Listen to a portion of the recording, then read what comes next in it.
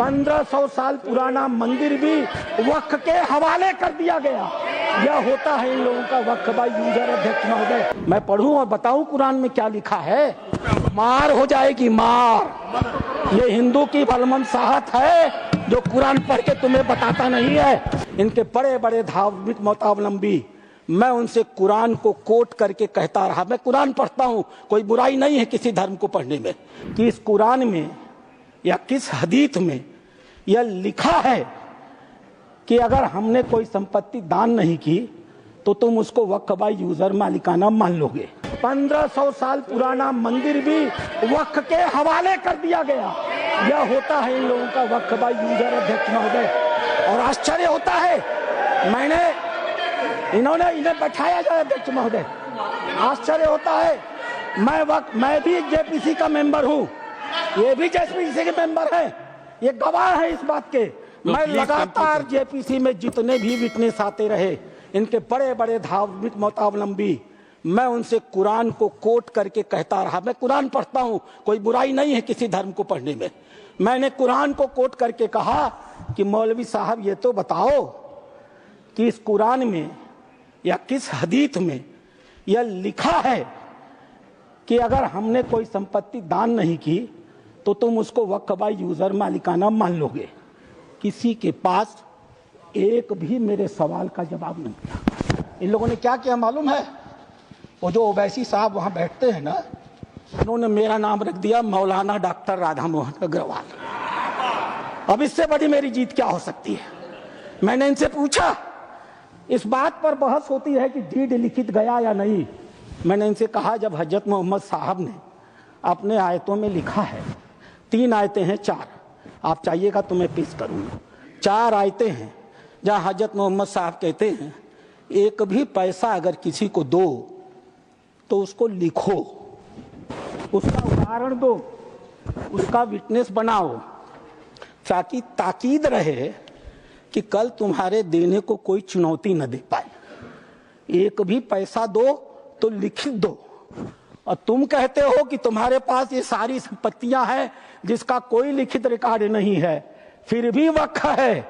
मेरे एक भी सवाल का जवाब, मैं उस कमेटी की बातों को बोलता नहीं, लेकिन चूंकि इन्होंने कमेटी का उल्लेख कर दिया इसलिए मैं इन्हें एक्सपोज कर रहा हूं।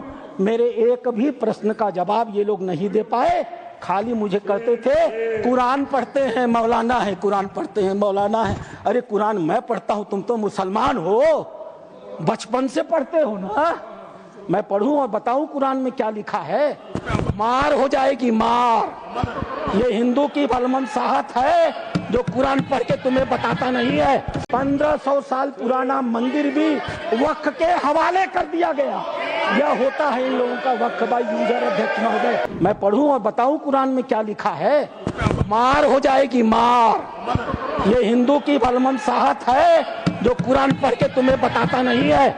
इनके बड़े बड़े धार्मिक मतावलंबी, मैं उनसे कुरान को कोट करके कहता रहा। मैं कुरान पढ़ता हूं, कोई बुराई नहीं है किसी धर्म को पढ़ने में, कि इस कुरान में या किस हदीस में यह लिखा है कि अगर हमने कोई संपत्ति दान नहीं की तो तुम उसको वक्फ बाई यूजर मालिकाना मान लोगे। 1500 साल पुराना मंदिर भी वक्फ के हवाले कर दिया गया।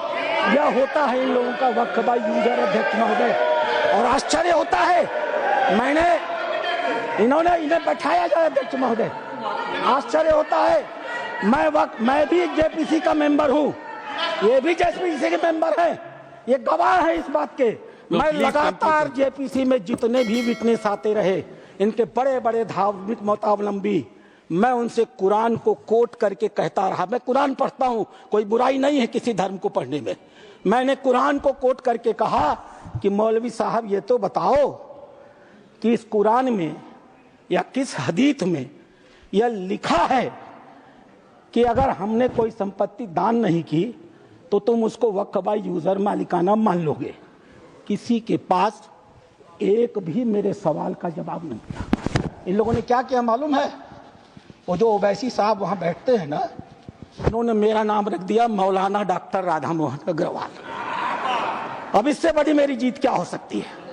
मैंने इनसे पूछा, इस बात पर बहस होती है कि डीड लिखित गया या नहीं। मैंने इनसे कहा, जब हजरत मोहम्मद साहब ने अपने आयतों में लिखा है, 3 आयतें हैं, 4, आप चाहिएगा तो मैं पेश करूँगा, 4 आयतें हैं जहाँ हजरत मोहम्मद साहब कहते हैं एक भी पैसा अगर किसी को दो तो उसको लिखो, उसका उदाहरण दो, उसका विटनेस बनाओ, ताकि ताकीद रहे कि कल तुम्हारे देने को कोई चुनौती न दे पाए। एक भी पैसा दो तो लिख दो। और तुम कहते हो कि तुम्हारे पास ये सारी संपत्तियां हैं जिसका कोई लिखित रिकॉर्ड नहीं है, फिर भी वक्त है। मेरे एक भी सवाल का जवाब, मैं उस कमेटी की बातों को बोलता नहीं, लेकिन चूंकि इन्होंने कमेटी का उल्लेख कर दिया इसलिए मैं इन्हें एक्सपोज कर रहा हूं। मेरे एक भी प्रश्न का जवाब ये लोग नहीं दे पाए, खाली मुझे कहते थे कुरान पढ़ते हैं मौलाना है, कुरान पढ़ते हैं मौलाना है। अरे कुरान मैं पढ़ता हूं, तुम तो मुसलमान हो, बचपन से पढ़ते हो ना। मैं पढ़ूं और बताऊं कुरान में क्या लिखा है? मार हो जाएगी, मार। ये हिंदू की बलमनसाहत है जो कुरान पढ़ के तुम्हें बताता नहीं है। अगर आप ये वीडियो YouTube पर देख रहे हैं तो हमारे चैनल को सब्सक्राइब कर बेल आइकन दबाएं, और Facebook पर देख रहे हैं तो हमारे पेज को लाइक करें। 8 मिलियन प्लस सब्सक्राइबर, आपके इस भरोसे के लिए बहुत धन्यवाद।